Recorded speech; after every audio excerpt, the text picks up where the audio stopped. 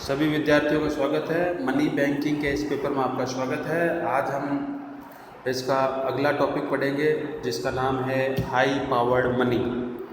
संभवतः ये इस यूनिट का आखिरी टॉपिक हो, उसके बाद हम अगली यूनिट शुरू करेंगे। तो हाई पावर्ड मनी यानी उच्च स्तरीय मुद्रा क्या होती है। इससे पहले वाले टॉपिक में हमने पढ़ा था कि मुद्रा के प्रकार क्या हैं और आरबीआई किन किन को मुद्रा मानता है, मुद्रा की गणना कैसे होती है और मुद्रा के और दूसरे घटक क्या क्या हैं, वो सब पढ़े थे। जिसमें हमने ये पढ़ा था कि वेलोसिटी ऑफ मनी क्या है और मुद्रा की पूर्ति कैसे होती है, मुद्रा के घटक क्या क्या हैं, वो सब पढ़े थे। अब हम इसमें एक आखिरी इम्पॉर्टेंट टॉपिक पढ़ेंगे, वो है हाई पावर्ड मनी क्या होती है और मनी मल्टीप्लायर यानी मुद्रा गुणक क्या है। तो हाई पावर्ड मनी जैसा नाम से पता है उच्च स्तरीय मुद्रा, मुद्रा की पूर्ति में हो रहे परिवर्तन को समझने के लिए उच्च स्तरीय मुद्रा को समझना आवश्यक है। उच्च स्तरीय मुद्रा से तात्पर्य बैंकों के पास आरक्षित मुद्रा से। यहाँ अगर थोड़ा सा हम समझेंगे तो ये क्या कह रहा है, उच्च स्तरीय मुद्रा से तात्पर्य बैंकों के पास आरक्षित मुद्रा से लगाया जाता है।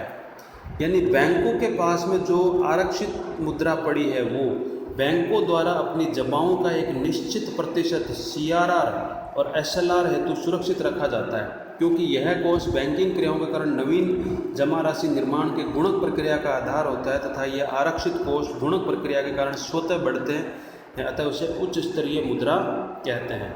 इसको थोड़ा सिंपल करके समझते हैं कि जैसा कि हमने मौद्रिक नीति में आगे पढ़ेंगे और पिछली क्लास में आपने पढ़ा होगा, मौद्रिक नीति में जो मौद्रिक नीति को नियंत्रित करने वाले घटक तो उसमें होता है ये अपने CRR और SLR, कुछ रेशोज होते हैं। CRR cash reserve ratio, SLR strategic liquidity ratio. ये आरबीआई के द्वारा मैंडेटरी है कि सभी व्यापारिक बैंक ये निश्चित प्रतिशत जमा रखें। CRR जमा रखा जाता है आरबीआई के पास और SLR जमा रखा जाता है खुद के पास में। तो जो बैंक के पास में जमा आता जाता है, जमा बढ़ेगा, क्या बढ़ेगा, जमा यानी नवीन जमा राशि। क्या लिखा है, नवीन जमा राशि। यानी बैंकों में तो जमा यानी पैसा आना और जाना निरंतर प्रक्रिया है। तो अगर पैसा ज़्यादा आ गया यानी पैसा बैंकों के पास ज़्यादा बढ़ गया तो CRR और SLR तक के तहत आरक्षित भी ज़्यादा बढ़ जाएगा। अगर बैंकों से पैसा ज़्यादा निकल गया तो क्या होगा, उनका नवीन जमा राशि कम हो जाएगी, तो CRR और SLR का प्रतिशत भी कम हो जाएगा। यानी जो CRR और SLR के रूप में आरबीआई और खुद के पास में जो रिजर्व पड़ा है, उस रिजर्व को ही क्या कह रहे हैं, हाई पावर्ड मनी कह रहे हैं। और चूंकि यह नवीन जमा की राशि के गुणक में परिवर्तित होता रहता है, अतः इसे उच्च स्तरीय मुद्रा कहते हैं। ये रिजर्व पर डिपेंड करता है। अब दूसरा है factor affecting high powered money, यानी हाई पावर्ड मनी को प्रभावित करने वाले कारक कौन कौन से हैं। सबसे पहला तो हमें पता था, अगर बैंकों के पास जमा ज़्यादा होगा या ज़्यादा पैसा आएगा तो हाई पावर्ड मनी बदल जाएगी।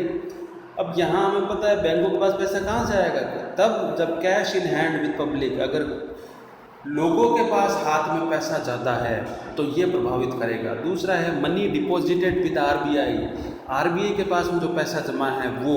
तीसरा कारक है कैश डिपॉजिट विद बैंकों के पास जो कैश जमा है वो। और बैंक रिजर्व विद आरबीआई के पास में जो रिजर्व जमा है वो।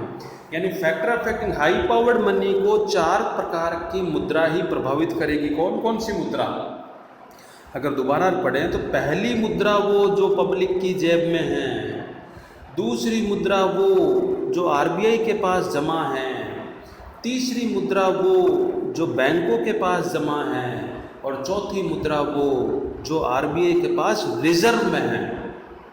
ये सारी मुद्रा ही हाई पावर्ड मनी यानी उच्च स्तरीय मुद्रा को प्रभावित करने वाले कारक हैं। इन चारों में किसी में भी जब उतार या चढ़ाव आएगा तो हाई पावर्ड मनी का स्तर कम या ज़्यादा हो जाएगा। अब sources of changes in high powered money. High powered money में चेंज करने वाले के कारक घटक क्या हैं। पहला घटक है, पहला कारक है commercial credit given by bank. बैंकों द्वारा वाणिज्यिक क्रेडिट कितना दिया गया, अगर उधार ज़्यादा दिया जाएगा या कम दिया जाएगा, कितना क्रेडिट दिया जा रहा है, उसी के आधार पर हाई पावर्ड मनी बदलती है। Net foreign currency stock of bank. Net foreign currency यानी विदेशी मुद्रा, बैंकों द्वारा विदेशी मुद्रा का भंडारण किया जाता है। विदेशी मुद्रा के बदले बैंक स्वदेशी मुद्रा का भुगतान करता है। यानी अगर विदेशी मुद्रा ज़्यादा जमा की जाएगी तो आपको स्वदेशी मुद्रा का ज़्यादा भुगतान करना पड़ेगा, और अगर आप स्वदेशी मुद्रा का भुगतान ज़्यादा कर रहे हो तो आपके पास में कैश कम हो जाएगा, और खुद का कैश कम होने पर हाई पावर्ड मनी कम हो जाएगी। इस तरीके से गवर्नमेंट्स लायबिलिटी टू पब्लिक, अगर सरकार द्वारा जनता के प्रति देयताएँ बदलती है तो इससे भी हाई पावर्ड बदलती है।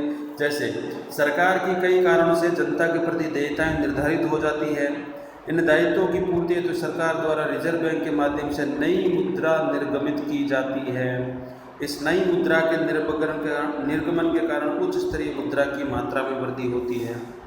फिर है सरकार का हीनार्थ प्रबंध यानी डेफिशिएंट फाइनेंस ऑफ गवर्नमेंट, यानी सरकार अर्थव्यवस्था में निवेश हेतु हीनार्थ प्रबंध करती है। फलस्वरूप देश में मुद्रा की मात्रा की वृद्धि होती है, और जब मुद्रा की मात्रा बढ़ेगी तो उच्च स्तरीय मुद्रा का आकार भी बढ़ेगा, क्योंकि पैसा बढ़ेगा तो हाई पावर्ड मनी भी बढ़ेगी। और फिर आकर है टर्म डिपॉजिट ऑफ बैंक। व्यापारिक बैंकों द्वारा सावधि जमाएं अमौद्रिक देयताएं होती है। इसके अतिरिक्त बैंकों द्वारा राष्ट्रीय कोषों में लगाई गई पूंजी रिजर्व बैंक के पास रखी जाएगी। वैधानिक जमाएं आदि अमौद्रिक देयताएं। इस प्रकार अवधि जमाएं तो मौद्रिक देयताएं जितनी अधिक होगी उच्च स्तरीय मुद्रा का निर्माण उतना ही कम होगा। यानी जो अदैतिक मुद्राएं बढ़ेगी तो हाई पावर्ड मनी कम होगी, और अदैतिक मुद्राएं घटेगी तो हाई पावर्ड मनी बढ़ जाएगी। अब है measurement of high powered money, यानी हाई पावर्ड मनी की गणना कैसे करें। तो गणना हाई पावर्ड मनी का मतलब है H इक्वल्स टू C+R+OD। आज का मतलब है हाई पावर्ड मनी किसके बराबर होगी, जब cash in hand with public होगा, कैश रिजर्व ऑफ बैंक होगा, और अदर डिपॉजिट्स ऑफ RBI होगा। यानी हाई पावर्ड मनी कौन सी कहलाएगी, cash in hand with public, जो जनता के पास पैसा है वो, कैश रिजर्व विद बैंक, जो बैंक के पास जमा है वो, और जो RBI के पास जमा है, इन सारों को मिलाओ तो वही हाई पावर्ड मनी कहलाती है। संक्षेप में कहा जा सकता है कि जनता के पास नगद राशि, बैंकों के पास नगद कोष, RBI में बैंकों की जमा और RBI की अन्य जमाएं, चारों घटक उच्च स्तरीय मुद्रा की गणना की जाती है। Use of high powered. अब हाई पावर्ड मनी का उपयोग क्या है। पहला उपयोग है helpful in formation of monetary policy. मौद्रिक नीति निर्माण में हाई पावर्ड मनी का सबसे ज़्यादा यूज होता है। हाई पावर्ड मनी से हमें पता लगता है कि हमें मौद्रिक नीति को किस तरह में और किस दिशा में लेके जाना है। Base of fiscal policy. Fiscal policy का भी आधार जो है हाई पावर्ड मनी है, यानी राजकोषीय नीति। फिर है determinants of monetary expansion rate.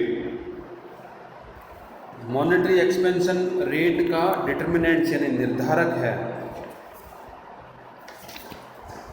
मौद्रिक विस्तार की दर का निर्धारक, यानी पैसा यानी मुद्रा अर्थव्यवस्था में कितनी बढ़ानी है, किस दर से बढ़ानी है, इसका निर्धारक भी हाई पावर्ड मनी है। और लास्ट में है बेस ऑफ इकोनॉमिक डेवलपमेंट यानी आर्थिक विकास का आधार। अब हम आखिरी में एक छोटा सा टॉपिक डिस्कस करेंगे, मनी मल्टीप्लायर, मुद्रा गुणक। अब मुद्रा गुणक क्या है आप देखेंगे कि मौद्रिक अर्थशास्त्र में एक पैसा गुणक एक आंशिक आरक्षित बैंक प्रणाली के तहत केंद्रीय बैंक के पैसे के लिए वाणिज्य बैंक धन के विभिन्न निकट संबंधी अनुपातों में से एक है। ये केंद्रीय बैंक धन की एक निश्चित राशि को देखते हुए अधिकतम वाणिज्य बैंक धन से संबंधित हो सकता है। अर्थात the money multiplier is the amount of money that banks generate with each dollar of reserve. Reserve is the amount of deposit that the Federal Reserve require banks to hold and not lend. Banking reserve is the ratio of the reserve to the total amount of deposit. The money multiplier is the ratio of deposit to reserve in the banking system. Why is this important? Let's take a look at an example to illustrate the power of bank literally create money out of thin air. यानी अगर मैं मुद्रा गुणक को अगर simple भाषा में समझाना चाहूँ तो मुद्रा गुणक क्या है? मुद्रा गुणक एक ऐसी प्रक्रिया है जिसके तहत जो बैंकों के पास में कुल मुद्रा जमा हैं या आरबीआई ने जो मुद्रा की पूर्ति की है, वाणिज्यिक बैंक उससे कई गुना ज़्यादा बाज़ार में लोन दे देते हैं. यानी वास्तविक मुद्रा से कई गुना ज़्यादा मुद्रा जनरेट कर दी जाती है क्रेडिट के तौर पर, साख निर्माण के तौर पर. इसी को हम कहते हैं मनी मल्टीप्लायर. यानी ये बताता है कि कितना नगद अर्थव्यवस्था में बढ़ाने पर कितना साख निर्माण बाजार में हो जाएगा, ये उसका गुणक कहलाता है. व्यापारिक बैंक मुद्रा बनाम केंद्रीय बैंक द्वारा मुद्रा अनुपात मुद्रा गुणक कहलाता है.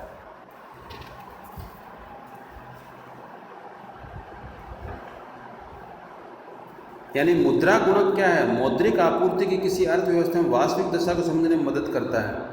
यानी हम change in total money supply, अगर फार्मूले को गौर से देखोगे क्या, change in total money supply बटा चेंज इन मॉनेटरी बेस.